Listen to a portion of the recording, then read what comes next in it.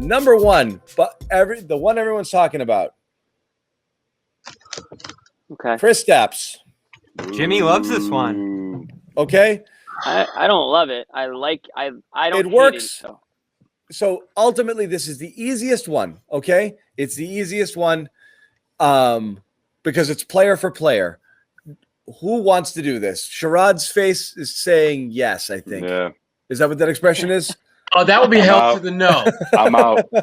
Yeah, this For the is the sake of worst. argument- Show of For the hands. sake Show of of hands. argument, I'm in. Who's in? Who's in? For the sake of argument, I'm in.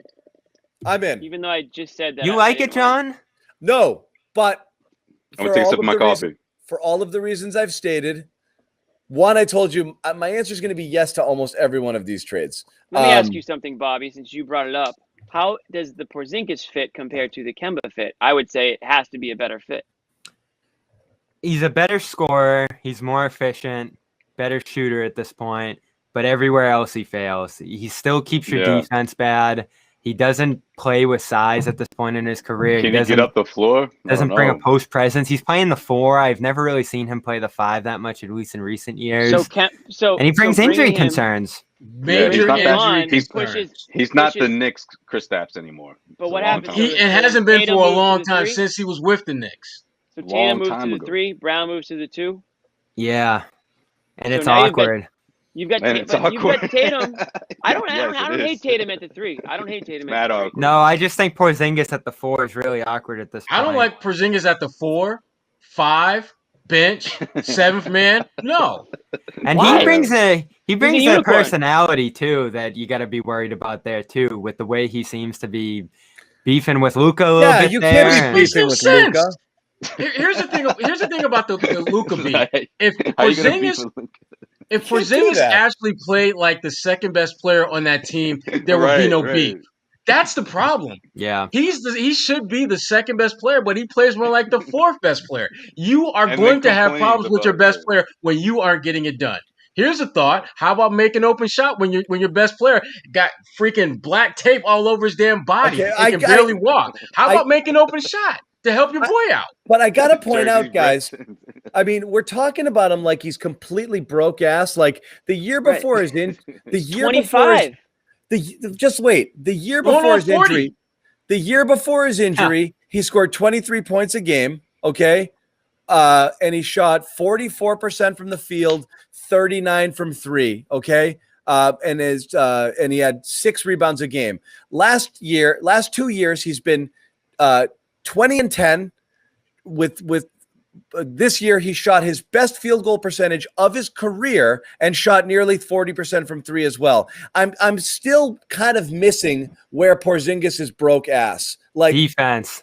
I understand he's not. Here we go with the defense. He used to contest more, but can we grow up? It's an offensive players league, okay? Like John, they were the most efficient offense ever 2 years ago, sound like and they lost round 1. Bobby, every show, defense. It's the NBA. That's where the rec league this anymore. season. I want someone to explain the narrative that Kristaps Porzingis is broke ass, like not even close.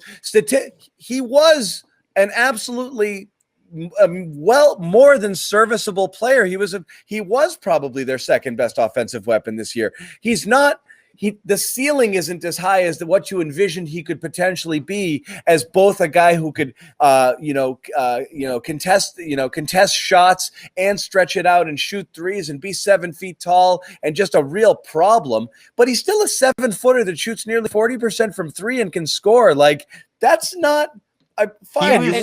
He's not a unicorn. Him or Horford?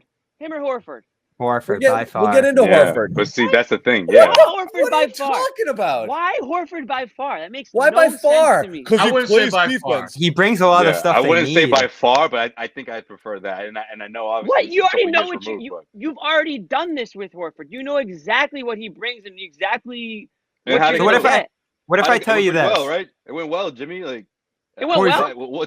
What's wrong with going? Why go for the unknown on this one? You know, it's just it's a lot of that's a lot. That's a big contract to take in as well, obviously. And now Horford, but Kristaps, I mean, it's a gamble.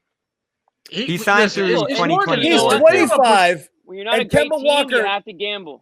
Kemba Walker has no knees. Like, we're worried about Kristaps injuries. Oh, my Lord. Kristaps played as many games this year. Look at his injury log. Knee, ankle, back. He did. He had a bunch of them. Plus, John, he's 7'4". Like, those type of injuries, they don't bode well for guys that big. Little guys doesn't jump, either. Doesn't bang. He's a big man simply because he's tall. There's nothing about his game other than his height that screams big man. And now with Stevens gone, everybody. Great. You can't even count on that old thing we used to talk about with Stevens, where it'd be like, oh, if Stevens can utilize him better. We don't even know who the coach is going to be. Yeah. Right. My biggest worry is that he's an asshole. And he signed an extra year over Kemba. He has a player option for the third year, and that is a bit of a concern. Right. Yeah. And just the way he talked his way out of New York, and just some of the kind of end issues that he's got with Luka. He didn't even do the exit interview in New York. Yeah, that's true. Yeah, I mean, John, your point about him being an asshole, that's a good one. Because I do worry about that too. He's an asshole, and so that would worry me because you're talking about Kemba is like the best guy in the world, and everybody likes playing with him, and he's super supportive of his teammates. And you'd go to this guy who's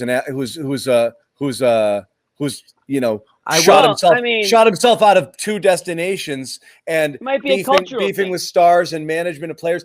He's the type of guy who has a problem with everyone, and that's not great. If he's beefing with Luka, how's he gonna feel about Jaylen Brown and Jason Tatum? I mean, he's gonna be further down. It's a risk. It's a risk. If he's I will say, and he's doing, he's playing well and he's winning games, then he's an asshole. He's our asshole. Well, that's okay. But here's the thing: he doesn't significantly help you win games.